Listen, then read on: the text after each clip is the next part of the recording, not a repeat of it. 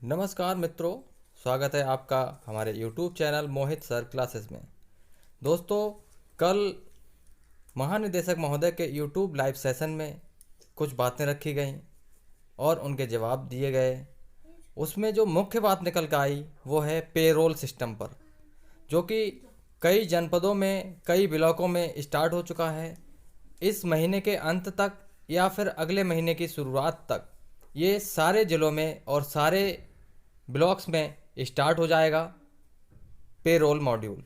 इससे क्या क्या फ़ायदे होंगे, इसमें शिक्षक की क्या भूमिका होगी, परफॉर्मेंस इंडिकेटर क्या होंगे, परफॉर्मेंस इंडिकेटर कब और कैसे भरना होगा, इन सारी जानकारियों को देने के लिए उन्होंने यूट्यूब लाइव सेशन लिया। देखते हैं उन्होंने क्या कहा। शॉर्ट में उनकी सब बातों को हम सुनते हैं, क्या कहा उन्होंने और हमें क्या करना है। देखते हैं उनका विचार। 2021 की सैलरी स्लिप अगर हम देखना चाहेंगे तो इन शिक्षक की यहां से देखी जा सकती है।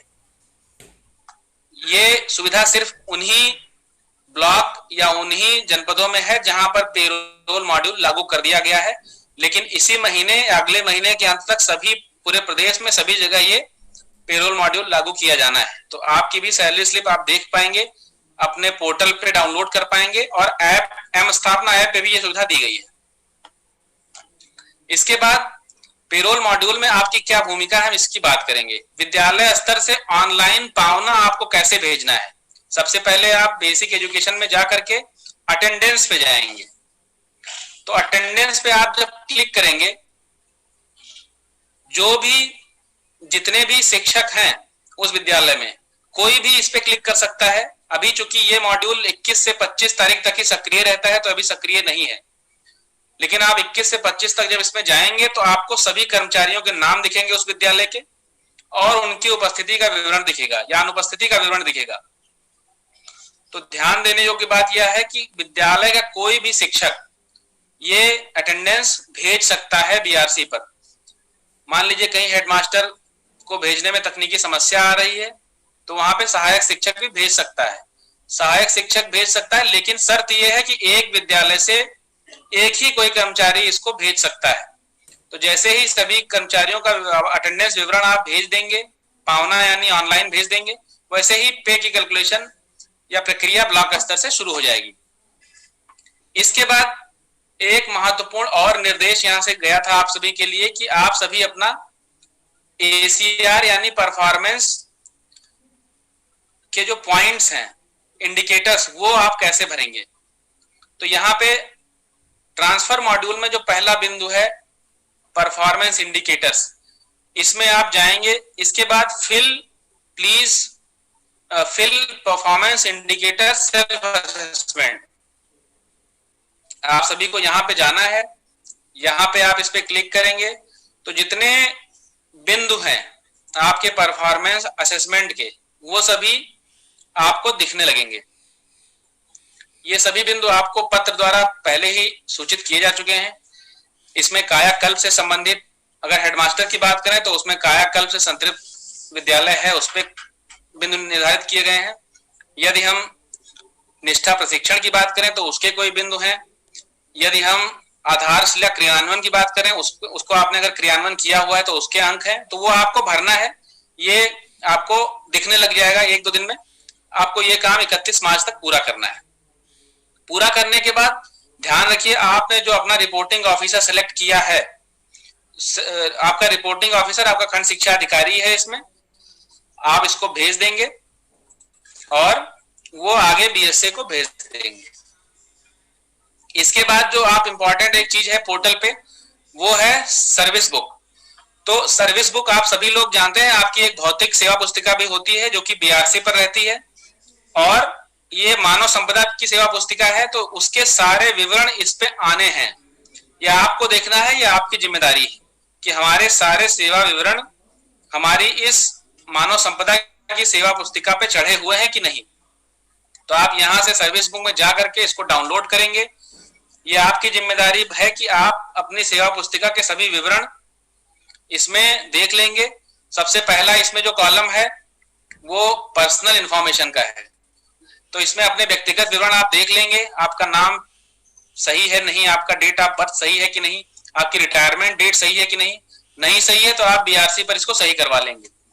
दूसरा आता है एड्रेस डिटेल, तीसरा अगेन ज्वाइनिंग डिटेल, चौथा जो कि बहुत महत्वपूर्ण है आपके डॉक्यूमेंट का पूरा विवरण, पांचवा ट्रेनिंग, छठवां फैमिली डिटेल्स, सातवां ज्वाइनिंग।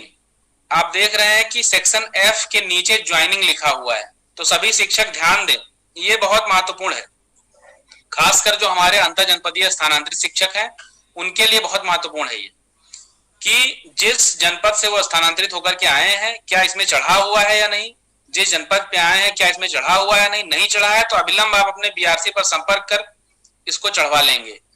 जितने भी शिक्षक हैं उनकी पुरानी जो पहली नियुक्ति है वो इस पे चढ़ी है कि नहीं, उसका ऑर्डर नंबर इसमें चढ़ा है कि नहीं, ये सारी चीजें आप देख करके, अगर नहीं है तो अपने बीआरसी पर संपर्क करके इसको सही करवा लेंगे।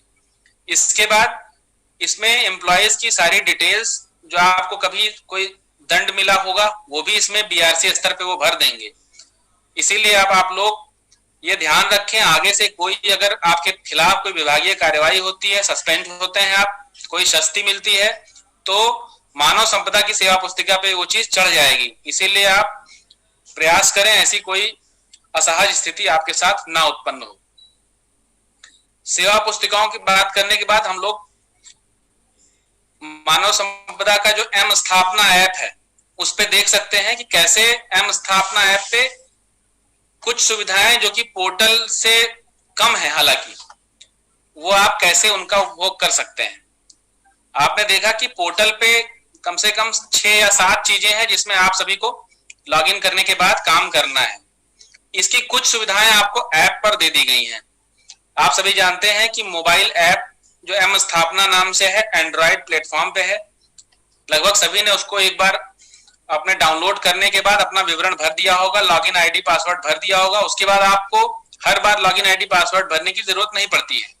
तो इसमें मेनली मुख्यतः 3 चीजें आप अपने ऐप में देख पाते हैं, leave management, salary slip, service book. तो सैलरी स्लिप मैंने बताया जहां पे पेरोल मॉड्यूल सक्रिय है वहीं के लिए है, और लीव मैनेजमेंट आप मुख्यतः 60% से 70% शिक्षक जो छुट्टियां ले रहे हैं वो मोबाइल ऐप एम स्थापना ऐप के माध्यम से ही ले रहे हैं। तो लीव मैनेजमेंट में अगर हम जाते हैं तो इसमें क्या क्या फंक्शंस हैं हम लोग देख सकते हैं। इसमें जो आपका सेट और चेंज रिपोर्टिंग ऑफिसर था जो हमने पोर्टल पे बात की थी, वो यहां से भी आप कर सकते हैं। अप्लाई फॉर लीव कर सकते हैं आप। अप्लाई फॉर लीव में बेसिक डिफरेंस वही आएगा कि आप सफिक्स और प्रीफिक्स के डेट यहाँ पे आपसे नहीं पूछेगा, ये यहाँ पे आपको एक अंतर दिखेगा। दूसरा, आपको डॉक्यूमेंट अपलोड करने में पहले आपको सिर्फ फोटो इसमें खींचने की सुविधा थी, अब आपको इसमें भी पीडीएफ अपलोड करने की सुविधा दे दी गई है यदि आप मेडिकल या सीसीएल अप्लाई करते हैं तो। इसके बाद चेक स्टेटस की सुविधा यहाँ पे भी है। व्यू लीव रिक्वेस्ट की सुविधा भी यहाँ पर है, ये उनके लिए है जिनको किसी ने लीव आवेदन किया हो। लास्ट, आप लीव बैलेंस भी चेक कर सकते हैं। यहाँ पे ध्यान देने योग्य बात यह है कि ज्वाइनिंग की सुविधा अभी एम स्थापना ऐप पे उपलब्ध नहीं है, जो कि अगले 15 दिन के अंदर उपलब्ध करा दी जाएगी। लेकिन तब तक यह आग्रह रहेगा कि जो शिक्षक छुट्टी लेकर के वापस ज्वाइन कर रहे हैं वो पोर्टल के माध्यम से ऑनलाइन ज्वाइनिंग अवश्य कर लें। ऑनलाइन ज्वाइनिंग मेडिकल, सीसीएल तथा मैटरनिटी के बाद पोर्टल के माध्यम से अवश्य करें, अन्यथा अगली बार छुट्टी का आवेदन नहीं कर पाएंगे। इसके बाद एम स्थापना ऐप से आप सेवा पुस्तिकाएं भी देख सकते हैं अपनी, पूरा नहीं उसके संक्षिप्त कुछ विवरण देख पाएंगे। इसमें आपका बेसिक जो इंफॉर्मेशन है, पर्सनल डिटेल, एड्रेस डिटेल्स और एजुकेशनल डिटेल्स, ये इतनी इंफॉर्मेशन आप एम स्थापना ऐप पर भी देख सकते हैं।